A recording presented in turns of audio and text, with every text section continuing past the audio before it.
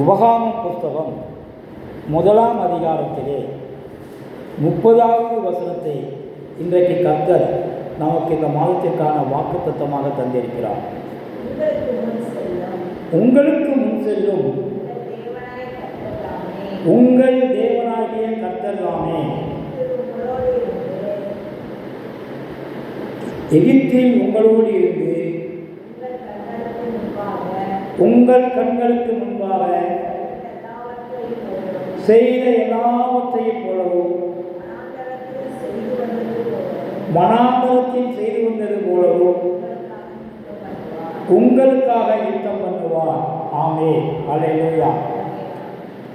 கர்த்தர் தன்னுடைய ஜனங்களின் ஏக்க பெருமூச்சை, எகிப்திலே அடிமைப்பட்டு கிடந்த ஜனங்களின் ஏக்க பெருமூச்சை கேட்டவர்.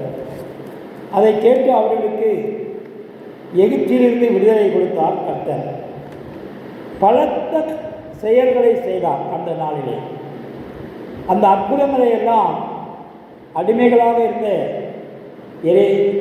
இஸ்ரவேலர் அந்நாளிலே கர்த்தர் செய்த அதிசயங்களை எல்லாம் கண்களால் கண்டனர். அனுதினமும் அந்நாளிலே அற்புதம் செய்தார். எகிப்தியர்களுக்கு வாதைகளை உண்டாக்கி விடுதலையை இஸ்ரவேலர்களுக்கு தந்தார். ஆமென். அதே போல துரத்தி வந்த பார்வோன் படையை இன்று கண்ட எகிப்தியனை இனி காண்பதில்லை என்றபடி கர்த்தர் அவர்களோடு யுத்தம் செய்தார். ஆகவேதான் இந்த மாதத்திலே கர்த்தர் நமக்கு கொடுக்கப்பட்ட வாக்கு தத்தம், உங்களுக்காக யுத்தம் பண்ணுவார். ஆமென். கர்த்தர் உங்களுக்காக யுத்தம் பண்ணுவார். அந்நாளிலே எப்படி நம் முன்னோர்களுக்காக பார்வோன் படையை செங்கடலிலே கவிழ்த்து போட்டாரோ, அந்நாளிலே எப்படி அடிமைத்தனத்திலிருந்து வெளியே கிளம்பி புறப்பட்ட போது, வாக்களிக்கப்பட்ட தேசத்திற்கு புறப்பட்ட போது பொன்னோடும் பொருளோடும் புறப்பட செய்த தேவன். அல்லேலூயா. அந்த தேவனை கர்த்தர் எப்படியெல்லாம் ஜனங்களை நடத்தினார் என்று பார்ப்போமானால், கர்த்தர் இஸ்ரவேலர்கள், அதாவது யூதர்கள், தேவனால் தெரிந்து கொள்ளப்பட்ட ஜனங்கள். ஆமென். எகிப்தின் அடிமைத்தனத்திலிருந்து அற்புதங்களையும் அதிசயங்களையும் செய்து விடுவித்த தேவன். வாக்களிக்கப்பட்ட ஒரு தேசத்தை கொடுத்து அந்த தேசத்திலே அவர்கள் சுதந்திர பாகத்தை கொடுத்திருக்கிறார். இப்படியெல்லாம் அந்நாளிலே செய்திருந்தாலும் அந்த இஸ்ரவேலர்கள் வனாந்திரத்திலே அழைத்து வந்த போதும் சரி, வாக்களிக்கப்பட்ட தேசத்தை கொடுத்த போதும் சரி, பின்பு 4 தலைமுறைகளுக்கு பின்பு அவருடைய அதிசயங்களையும் அற்புதங்களையெல்லாம் மறந்து அவர்கள் தங்களுக்கென்று சுயமாக தேவர்களை உருவாக்கி கொண்டார்கள். இப்படியாக ஆண்டவராகிய கர்த்தரை அவர்கள் மறுதளித்தார்கள். இந்த யுத்தம் யாரோடு செய்யப்போகிறார் என்றால், அதை யூதா புஸ்தகத்தில் 5ஆம் அதிகாரத்தில் எடுத்து வாசிங்க. புதிய ஏற்பாட்டில் யூதா புஸ்தகம் 5ஆம் அதிகாரத்தை எடுத்து அந்த யுத்தத்தை கர்த்தர் யாரோடு பண்ண போகிறார் என்றால், நீங்கள் முன்னமே அறிந்திருந்தாலும் நான் உங்களுக்கு நினைப்பூட்ட விரும்புகிறது என்னவெனில், கர்த்தர் தமது ஜனத்தை எகிப்து தேசத்திலிருந்து வரப்பண்ணி ரட்சித்து பின்பு விசுவாசியாதவர்களை அழித்தார். ஆகவே இந்த யுத்தம் யாரோடு இருக்க போகிறது என்றால், ஆண்டவராகிய இயேசுவினுடைய அதிசயங்களை அற்புதங்களை கேட்டு பெற்றுக்கொண்டு அதிசயம் செய்துவிட்டு பின்பு அவைகளுக்கு பின்பு விலகி போய் ஆண்டவரை நோக்காமல் இருக்கிறவர்களோடு கர்த்தர் ஒரு மிகப்பெரிய யுத்தத்தை செய்து அவர்களை அழிக்க இருக்கிறார்.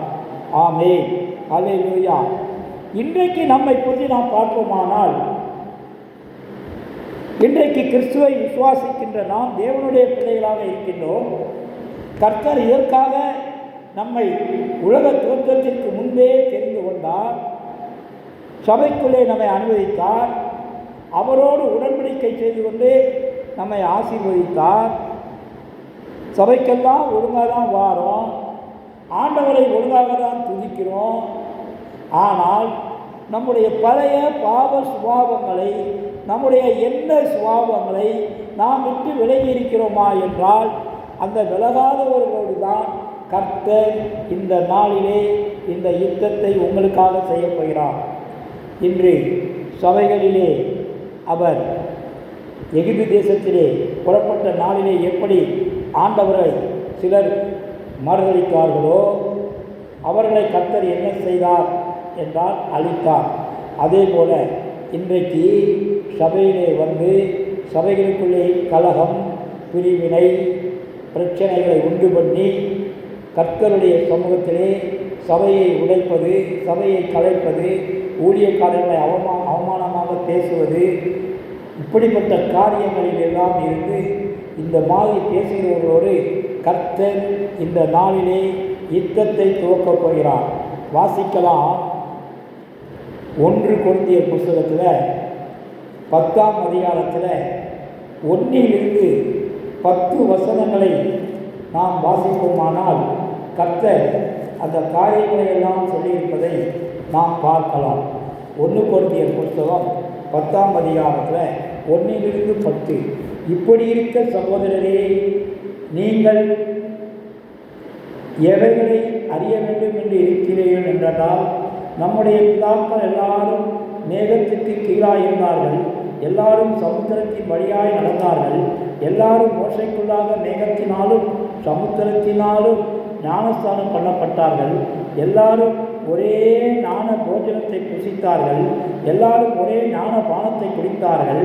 எப்படியெனில் அவர்களோடு கூட சென்ற ஞான கண்மலையின் தண்ணீரை குடித்தார்கள், அந்த கண்மலை கிறிஸ்துவே. அப்படியிருந்தும் அவர்களின் அதிகமான பேர்களிடத்தில் தேவன் பிரியமாய் இருந்ததில்லை. ஆதலால் வனாந்தரத்திலே அவர்கள் அழிக்கப்பட்டார்கள். அவர்கள் இச்சித்தது போல நாமும் கொள்ளாங்கானவைகளை இச்சியாதபடிக்கு இவைகள் நமக்கு திருஷ்டாந்தங்களாக இருக்கிறது. ஜனங்கள் ருசிக்கவும் குடிக்கவும் உட்கார்ந்து விளையாட எழுந்திருந்தார்கள் என்று எழுதியிருக்கிறபடி அவர்களில் சிலர் விக்கிரகாராதனைக்காரரானது போல நீங்களும் ஆகாதீர்கள்.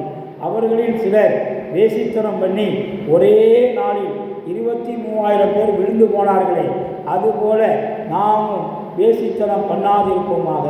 அவர்களில் சிலர் கிறிஸ்துவை பரீட்சை பார்த்து பாம்புகளால் அழிக்கப்பட்டார்கள், அதுபோல நாமும் கிறிஸ்துவை பரீட்சை பாராதிருப்போமாக.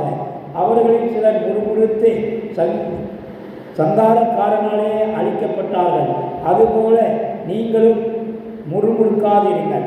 ஆகவே இந்த நாளிலே கர்த்தர் யாரோடு கூட அழித்து போடப் போகிறார், யாரோடு கூட யுத்தம் பண்ணப் போகிறார் என்றால், தேவனை விசுவாசித்து சபைக்குள்ளே வந்து தேவனை மறுதளித்து பரிசுத்த ஆவியை பெற்றுக்கொண்டு பின்பு அதை மறுதளித்து அவர்கள் தேவனத்திலே நன்மையை பெற்றுக்கொண்டு பின்பு அதை மறுதளித்து தன்னை தேவனை விட்டு விலகி போனவர்களோடு கர்த்தர் ஒரு யுத்தத்தை இன்றைக்கு செய்ய போகிறார்.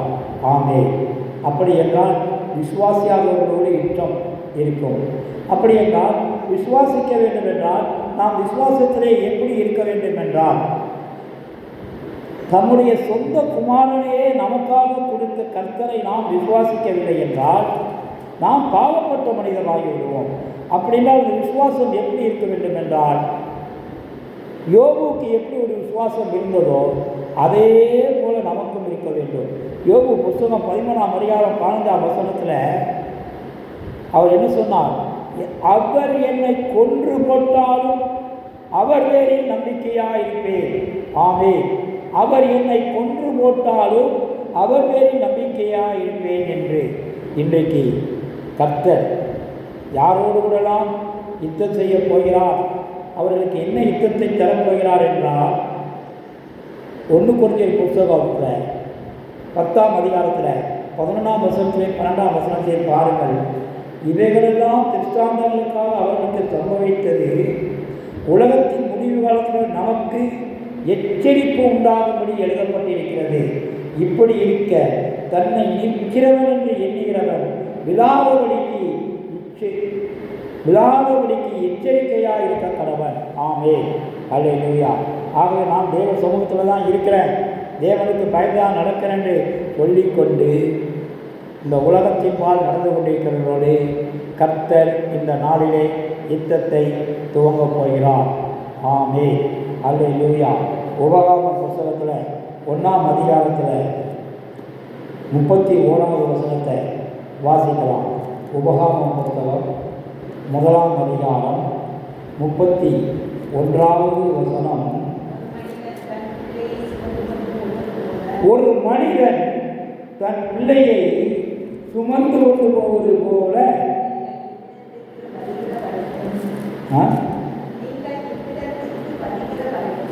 நீங்கள் இவ்விடத்திற்கு வருகிற வரைக்கும்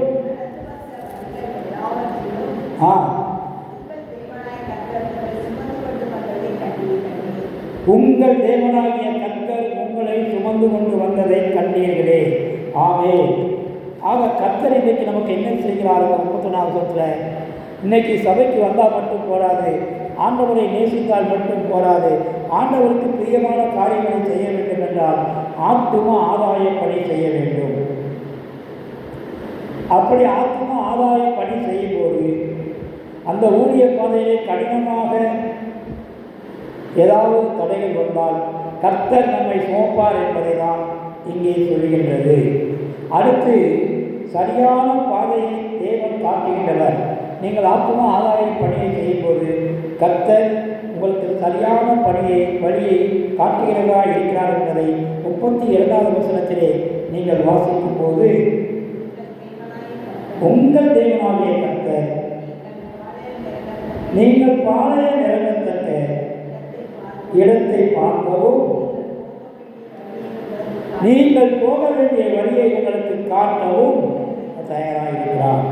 ஆகவே ஊழிய பாதையை காட்டுகிறவரும் அவரே. இவற்றை விசுவாசித்து தைரியத்துடன் ஊழியத்திலே முன்னேற வேண்டும் என்பதை 33வது வசனத்திலே சொல்கிறார். பாருங்கள். இரவில் அக்கினியிலும் பகலின் நேரத்திலும் உங்களுக்கு முன் சென்றாரே. இப்படி இருந்தும் இந்த காரியத்தில் நீங்கள் அவரை விசுவாசியாமல் போனீர்களாமே. ஆகவே கர்த்தர் நம்மை ஊழிய பாதையை செல்லும்போது அந்நாளிலே எப்படி எகிப்து தேசத்திலிருந்து இஸ்ரவேலரை அழைத்து வந்தபோது பகலிலே மேகஸ்தம்பமாகவும் இரவிலே அக்னி ஸ்தம்பமாகவும் கூடவே வந்தாரோ அந்த கண்மலையாகிய கிறிஸ்து இன்றைக்கும் நம்மோட கூட வருகிறார். அப்படி என்றால் கர்த்தர் யாரோடு யுத்தம் பண்ண போகிறார் என்று நாம் பார்ப்போமானால் இன்றைக்கு யூதா புஸ்தகத்தில் 4ஆம் வசனத்தை நீங்கள் வாசித்து பாருங்கள். கர்த்தர் யாரோடு யுத்தம் பண்ண போகிறார் என்று சொல்லியிருப்பதை நாம் பார்க்கலாம். யூதா புஸ்தகம் 7 நமது தேவனுடைய கிருபையை காம விவாகரத்துக்கு ஏதுவாக புரட்டினவர்களோடு கர்த்தர் யுத்தம் செய்கிறார். நீ தேவனுடைய பிள்ளைகளாக இருந்து தேசித்தனம் பண்ணுகிறவர்களோடு கர்த்தர் யுத்தம் பண்ண போகிறார். ஒன்றான ஆண்டவராகிய தேவனையும் நம்முடைய கர்த்தராகிய இயேசு கிறிஸ்துவையும் மறுதலிக்கிற பக்தி அற்றவர்களாகிய சிலர் பக்க வழியாய் நுழைந்திருக்கிறார்கள். அவர்கள் இந்த ஆக்கினைக்கு உள்ளாவர்கள் என்று பூர்வத்திலே எழுதியிருக்கிறது. ஆகவே இன்றைக்கு கிறிஸ்துவுக்குள்ளே பக்க வழியாய் வந்து சபைகளுக்குள்ளே தலையாக இருக்கிறவர்களை இன்றைக்கு சபைக்கு விரோதமாக, ஊழியத்துக்கு விரோதமாக, தேவனுக்கு விரோதமாக, தேவனை காட்டிலும் நான் பெரியவன் என்று தனக்கு தான் சத்தியம் தெரியும் என்று சொல்லிக்கொண்டு திரிகின்றவர்களோடு கர்த்தர் இன்றைக்கு யுத்தத்தை செய்ய போகிறார். அப்படின்னா இந்த பக்க வழியாக வந்தவர்கள் யார் என்றால், தேவனிடமிருந்து பாவ மன்னிப்பை கற்றுக்கொள்ளாமல் நாங்கள் வேதத்தை நன்றாக கற்று அறிந்துவிட்டோம் என்று பரிசேயரை போல நாங்கள் தகுதியுள்ளவர்கள் என்று சொல்லிக் கொள்கிறவர்களோடு தேவன் இன்றைக்கு இந்த யுத்தத்தை துவங்குகிறார். ஆமே. மற்றும் 2வது காரியமாக, தேவனுடைய அழைப்பை பெறாமலே சுயத்திற்காக தொழிலாக எண்ணி ஆதாயம் கிடைக்கும் என்று கிறிஸ்துவுக்குள்ளே வந்தவர்கள் மீது கர்த்தர் ஆசீர்வாதத்திற்காக மட்டுமே வந்தவர்கள் மீது அவர் ஒரு யுத்தத்தை இந்த நாளிலே துவங்குகிறார். அடுத்த காரியம், வசனத்தினுடைய வல்லமையோடு பரிசுத்த ஆவியானுடைய முழு நிச்சயத்தோடு தேவனுக்குள் வராமல் உள்ளான மனிதனில், அதாவது கிறிஸ்துவுக்குள்ளே வந்தால் ஏதாவது நமக்கு கிடைக்கும் என்று ஆயத்தமாக்கி சுயத்தோடு வந்தவர்களோடு கர்த்தர் இன்றைக்கு இந்த யுத்தத்தை துவங்கப் போகிறார். ஆமென். இன்றைக்கு கர்த்தருடைய வார்த்தைகளை கேட்டு ஜனங்கள் அந்த வார்த்தைகளுக்கு கீழ்ப்படிய வேண்டும். தேவனுடைய அரசில் சேர்க்கின்ற உன்னத நோக்கத்திற்காக கொடுக்கப்படுகிற வார்த்தைகளை அவமாக்காமல், அல்லது அந்த வார்த்தைகளை கடமைக்காக அல்லது பணத்துக்காக, பதவிக்காக, புகழுக்காக, பிழைப்புக்காக பயன்படுத்துகிறவர்களை அவர்களோடு தேவன் இன்றைக்கு இந்த யுத்தத்தை துவங்கப் போகிறார். ஆமென். ஊழியக்காரர்கள் என்றால் ஜனங்கள் செய்கிற பாவத்தை கடிந்து கொள்ளாதவர்களை கர்த்தர் அவர்களோடு கூட யுத்தம் பண்ண போகிறார். அது மாத்திரமல்ல, முகஸ்துதி பாரபட்சம் காட்டுகிறவர்களோடு கர்த்தர் இன்றைக்கு யுத்தம் பண்ண போகிறார். கர்த்தர் நம்மை அழைத்தது அவருடைய ராஜ்யத்திற்கென்று மனுஷர்களை பிடிக்கிறவர்களாகத்தான் நம்மை அழைத்திருக்கிறார். அந்த மனுஷர்களை பிடிக்காதவர்களோடு கர்த்தர் இன்றைக்கு இந்த யுத்தத்தை துவங்கப் போகிறார். ஆகவே கர்த்தர் உங்களுக்காக யுத்தம் பண்ண புறப்பட்டு விட்டார். காலம் கடைசியாக இருக்கிறது. இந்த வாக்குத்தத்தத்தை தந்திருக்கிறார். இன்றைக்கு நாம் நம் மனத்தை தொட்டு தேவனிடத்திலே உண்மையாக, பரிசுத்தமாக, சுத்தவானாக காத்து கொண்டு அவருடைய வருகையிலே நம்முடைய ஆவி, ஆத்மா, சரீரம் குற்றமற்றதாக காக்கப்படும்படியாக இன்றைக்கு சொல்லப்பட்ட இந்த குறிப்புகளிலெல்லாம் கர்த்தர் பக்க வழியாய் வராமல் நேர் வழியாய் வந்தவர்களை காக்கின்ற தேவனாயிருக்கின்றார். பக்க வழியாய் வந்தவர்களோடு யுத்தத்தை செய்யப் போகிறார். இந்த பக்க வழிதான் பதர், ஆனால் நீங்களோ கோதுமை மணிகள். ஆகவே உங்களோடு கூட இன்றைக்கு சபைகளிலே இந்த கலைகளும் பதர்களும் இருக்கின்றன. இந்த பதர்களையும் கலைகளையும் கர்த்தர் எடுத்து போட்டு கர்த்தர் சீக்கிரமாக வந்து அவைகளை அக்கினியிலே போடப் போகிறார். இதற்கான யுத்தத்தை கர்த்தர் இந்த நாளிலே துவங்குகிறார். ஆகவே காலம் கடைசியாகிவிட்டது. தேவனுடைய ராஜ்யத்திலே சேர்வதற்கு நாம் ஆயத்தமாவோம், மற்றவர்களை ஆயத்தப்படுத்துவோம், ஆயத்தப்படுத்தியவர்களுக்கு காவலனாயிருப்போம். அல்லேலூயா. கர்த்தருடைய பரிசுத்த நாமத்திற்கு மகிமை உண்டாவதாக. ஆமென்.